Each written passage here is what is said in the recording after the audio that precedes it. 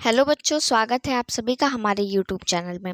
बच्चों, आज हम बात करने वाले हैं मोस्ट इम्पॉर्टेंट ऐसे क्वेश्चंस जो कि आपके 2024 के बोर्ड एग्ज़ाम में ज़रूर मिलेंगी देखने को। चाहे कोई भी सेट का पेपर हो, इसमें से एक क्वेश्चन मिलना तय है। बच्चों, सब्जेक्ट हमारा होने वाला है केमिस्ट्री और हम बात करेंगे चैप्टर वाइज इम्पॉर्टेंट क्वेश्चंस की।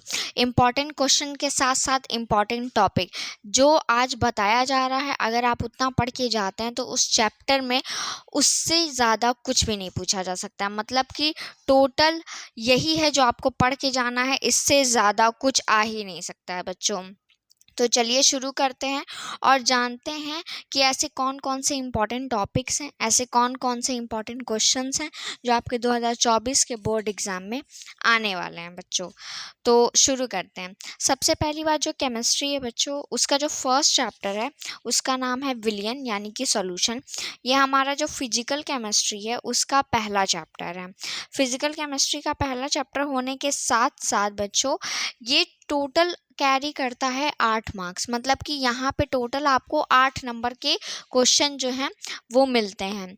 8 नंबर से ज़्यादा नहीं मिलेंगे। मतलब जो सॉल्यूशन वाला चैप्टर है वो टोटल 8 नंबर अपने में कैरी करता है। लेकिन सबसे इम्पॉर्टेंट बात ये बच्चे, जो केमिस्ट्री सब्जेक्ट होता है ये एक प्रैक्टिकल सब्जेक्ट है। मतलब 70 नंबर का आपका टोटल पेपर होगा।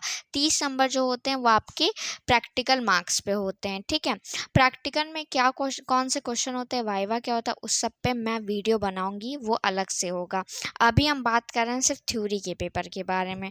ठीक है बच्चों, तो यहाँ तक आपको समझ में आ गया कि ये फर्स्ट चैप्टर है और यहीं से हमारी केमिस्ट्री की शुरुआत होती है।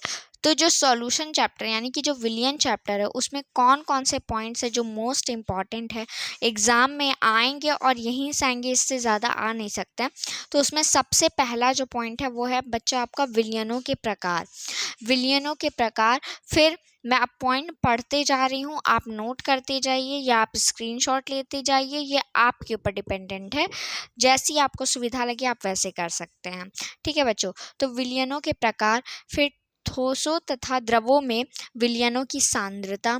फिर बच्चों अगला टॉपिक क्या है आपका, गैसों की द्रवों में विलेयता और ठोस विलयन। अणुसंख्य गुणधर्म, वाष्प दाब का आपेक्षिक अवनमन। नेक्स्ट पॉइंट है बच्चों आपका राउल्ट का नियम। ठीक है, फिर अगला क्या है, क्वथनांक का उन्नयन।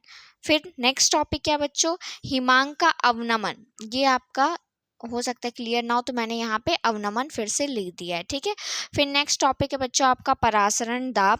अगला टॉपिक है बच्चों आपका अणुसंख्य गुणधर्मों द्वारा आणविक द्रव्यमान। फिर है बच्चों आपका असामान्य आणविक द्रव्यमान और वॉन्ट हाफ गुणांक। मतलब इतने सारे पॉइंट हैं। इतने पॉइंट बच्चे, विलियन जो चैप्टर है आपको बस इतना ही पढ़ के जाना है, इससे एक पॉइंट भी एक्स्ट्रा नहीं पूछेगा एग्ज़ाम से। यही टोटल है, यही आपका जो एनसीईआरटी है बच्चों, आपको बस इतना ही पढ़ करके जाना है, आपका टोटल 8 नंबर प्रिपेयर हो जाएगा। ठीक है बच्चे, तो यहाँ पे आपको चैप्टर नंबर जो 1 है उससे रिलेटेड क्या पता चल गए, उससे रिलेटेड सारे पॉइंट पता चल चुके हैं कि कौन कौन से पॉइंट आएंगे। अब हम बात करते हैं जो आपका पेपर होता है वो क्वेश्चन टाइप कौन कौन से बनाता है, मतलब किस हिसाब से पेपर बन के आता है। तो जैसा मैंने बच्चों आपको पहले ही बता दिया कि जो पेपर होगा उसमें 70 मार्क्स का आपका थ्योरी का पेपर होगा और जो 30 मार्क्स होंगे वो आपके प्रैक्टिकल पे होंगे। तो 70 मार्क्स जो थ्योरी का होने वाला है उसमें भी चीज़ें कैसे डिवाइड होती हैं, तो आइए उसको जानते हैं। देखिए बच्चों, क्वेश्चन टाइप लिखा हुआ है, एमसीक्यू लिखा हुआ है और फिर प्रश्न संख्या 6 और नंबर 1। अब देखिए एमसीक्यू में 6 क्वेश्चन होंगे टोटल, 5 क्वेश्चन नहीं होंगे बच्चों, 6 क्वेश्चन होंगे और हर एक क्वेश्चन 1 नंबर का रहेगा। तो अगर एक क्वेश्चन 6 नंबर, सॉरी 6 क्वेश्चन हैं, एक क्वेश्चन आपका कितने का है, 1 नंबर का है, तो टोटल आपका कितना का हो गया, 6 नंबर का ये हो गया। ठीक है बच्चों, फिर देखिए अति लघु टाइप यानी कि इसको हम लोग इंग्लिश में बोलते हैं वेरी शॉर्ट। ठीक है बच्चों, तो वेरी शॉर्ट आपका कौन सा रहेगा, तो वेरी शॉर्ट आपका टोटल 8 क्वेश्चन रहेंगे और हर एक क्वेश्चन 2 नंबर का रहेगा।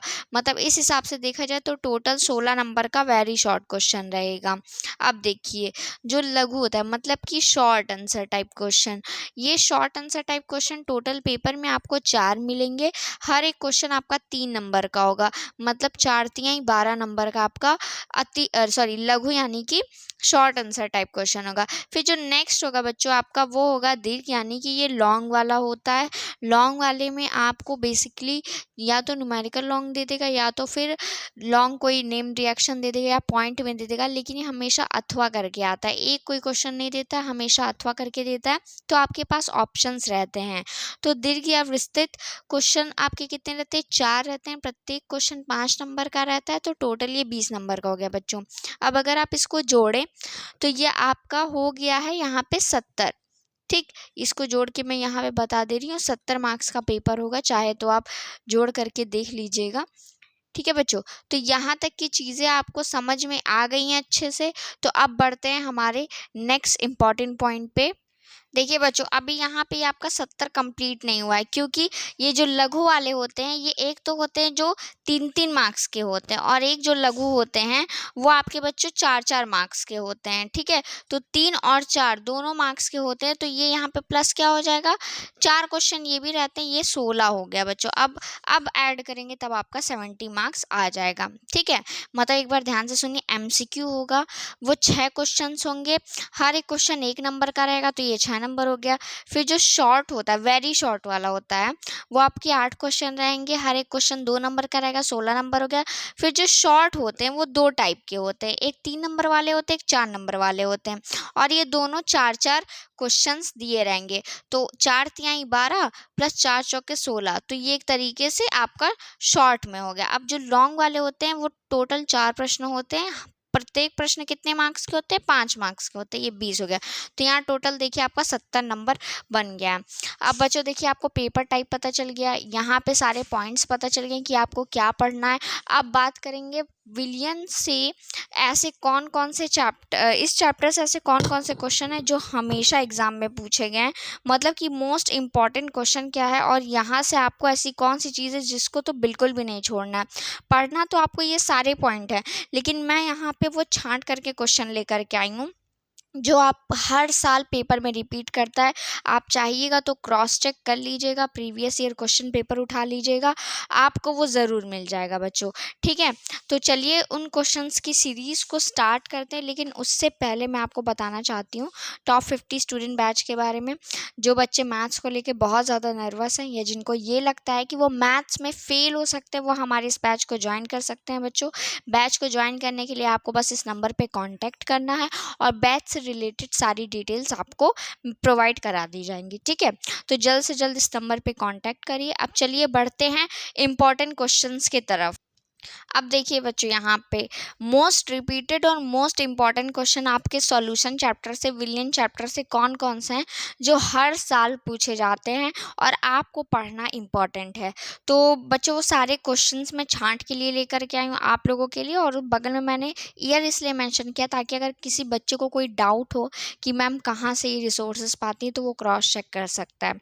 ठीक है बच्चों, तो यहाँ तक तो पहले जो बच्चे इस पार्ट तक पहुँचे उनको मोस्ट कॉन्ग्रेचुलेशन, क्योंकि अगर किसी बच्चे ने आधे पे ये वीडियो स्किप कर दिए तो उसको ये तो नहीं मिल पाएगा। ये तो मेन एक समझ जाइए जान था इस टॉपिक का, और यही अगर कोई मिस कर दे रहा है तो इस वीडियो का कोई खास मतलब नहीं है, क्योंकि वो सब चीज़ें आप इधर उधर से थोड़ा रिसर्च करके पता कर सकते हो, लेकिन ये चीज़ें आप खुद से करने जाइएगा तो बहुत टाइम वेस्ट होगा।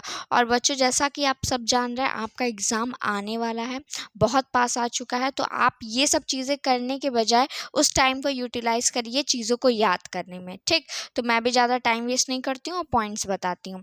सबसे पहला बच्चों मोल, अंश और मोलरता, मोललता, ये सब चीज़ जो है वो आपको पता होनी चाहिए, याद होना चाहिए, क्योंकि देखिए ये 2018, 19, 20, 22 में पूछा जा चुका है, प्लस ये NCERT से क्वेश्चन लिया जाता है, NCERT का ये पॉइंट है। तो अब हम सब जानते हैं कि ये अपडेटेड सिलेबस पे है, NCERT से आ रहा है सब कुछ, तो NCERT का हर एक पॉइंट हमें याद होना ज़रूरी है। अगला क्या है बच्चों, तो अगला है परासरण दाब, एवं परासरण, परासरण भी पूछ सकता है, परासरण दाब भी पूछ सकता है। ये बच्चों 20, 22, 23 मतलब देखा जाए तो इधर कुछ फ्रीक्वेंटली पूछा जा रहा है, तो इसकी उम्मीद है आने के क्वेश्चन। ठीक है, अब बच्चों नेक्स्ट क्या है, एक एमसीक्यू है। एमसीक्यू में कौन सा है, शुद्ध जल की मोलरता क्या होती है, बहुत बार पूछा गया, 2014, 15, 16, 17, 18, 22, 23। ठीक है, तो शुद्ध जल की मोलरता क्या होती है, 55.56। ठीक है बच्चों, मैंने टिक पहले से इसलिए कर दिया ताकि अगर कोई बच्चा स्क्रीनशॉट ले रहा है तो उसको दिक्कत ना हो, क्योंकि कभी कभी क्या होता है बच्चे स्क्रीनशॉट ले लेते हैं, आंसर नहीं पता होता है, तो वो खुद 15-20 दिन बाद देखते हैं स्क्रीनशॉट को तो कंफ्यूज जाते हैं। इसीलिए मैंने पहले से इसको टिक किया हुआ है, ताकि अगर कोई बच्चा स्क्रीनशॉट भी ले रहा है तो वो जो है उसके मन में कोई डाउट ना रह जाए। ठीक, नेक्स्ट क्वेश्चन है बच्चों आपका, निम्नलिखित में से कौन सा अणुसंख्य गुणधर्म है। ये ऐसा एग्जाम में आ सकता है और ऐसे 4 आपको ऑप्शन दे देगा। सही ऑप्शन है बच्चों परासरण दाब, और ऑप्शन क्या क्या दिया हुआ है, सान्यता, परासरण दाब, प्रकाशिक घूर्णन और पृष्ठ तनाव। ये देखिए बच्चों 2014, 15, 16, 18, 20, 23 में पूछा जा चुका है, 20 और 22 में पूछा जा चुका है, सॉरी। ठीक है, नेक्स्ट क्वेश्चन बच्चों क्या है आपका, नेक्स्ट क्वेश्चन है, निम्नलिखित विलयनों में सर्वाधिक परासरण दाब किसका है। अब देखिए ऑप्शन दिया हुआ है 1 मोल KCl, 1 मोल NH4 थ्राइस PO4, 1 मोल BaCl2 बेरियम क्लोराइड, या 1 मोल सोडियम सल्फेट। ठीक, ये अमोनियम फॉस्फेट है, ये पोटेशियम क्लोराइड है। ठीक है बच्चों, तो इसका ऑप्शन नंबर सेकंड सही है, मैं लग रहा है इसको लगाना भूल गई थी, इसका ऑप्शन नंबर सेकंड सही है। ये भी देखिए बच्चों 14, 15, 18, 19, 20 में पूछा जा चुका है। अगला क्वेश्चन देखिए, अगला क्वेश्चन इस चैप्टर में जो मैंने आपको स्टार्टिंग में बताया था, राउल्ट का नियम, राउल्ट का नियम, या ऐसे भी करके आ सकता है एग्जाम में कि राउल्ट का वाष्प दाब का अवनमन नियम लिखिए और इसकी सीमाएं भी बताइए। ये देखिए बच्चों 2015, 16, 17, 18, 22, 23 इतनी बार पूछा जा चुका है, तो आपको इस चैप्टर में राउल्ट का नियम एकदम अच्छे से पढ़ लेना बच्चों। अब बढ़ते हैं आगे इस चैप्टर का लास्ट क्वेश्चन की तरफ, जो कि न्यूमेरिकल क्वेश्चन है।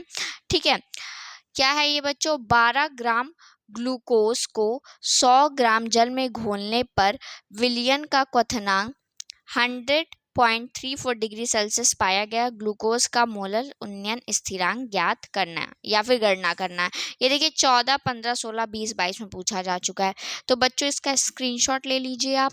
इनमें से हर एक क्वेश्चन मोस्ट इंपॉर्टेंट है विलियन चैप्टर का, ये मोस्ट इंपॉर्टेंट क्वेश्चन सीरीज था। ठीक है, और ये था आपका विलियन का कंप्लीट, कि इससे बाहर तो कुछ भी नहीं आ सकता है। ये सब आपको समझ में आ गया होगा तो बहुत अच्छी बात है, नहीं समझ में आएगा तो आप एक बार वीडियो को और देखिए बच्चों, क्योंकि तब चीज़ें और अच्छे से क्लियर हो जाएंगी। और हाँ, मुझे कमेंट्स में ज़रूर बताइएगा कि इस टाइप का वीडियो आपको कैसा लगा। अगर आपको ऐसे एक एक चैप्टर का चाहिए तो मैं आगे ऐसे एक एक चैप्टर करके सारे चैप्टर्स का कंप्लीट वीडियो बना दूंगी, फिर चाहे वो फिजिक्स हो, चाहे केमिस्ट्री हो, चाहे मैथमेटिक्स हो, हिंदी हो, इंग्लिश हो, हर एक चीज़ का चैप्टर वाइज करके बना दूंगी, ताकि आपको आप एक भी वीडियो लेकर के बैठो तो आपका एक चैप्टर का रिलेटेड जो इंपॉर्टेंट क्वेश्चन है और जितने टॉपिक हैं वो सब आपको पता चल जाए, आपको कहीं जाने की ज़रूरत ना पड़े। तो आशा करती हूँ वीडियो आपको पसंद आई होगी। Thank you so much.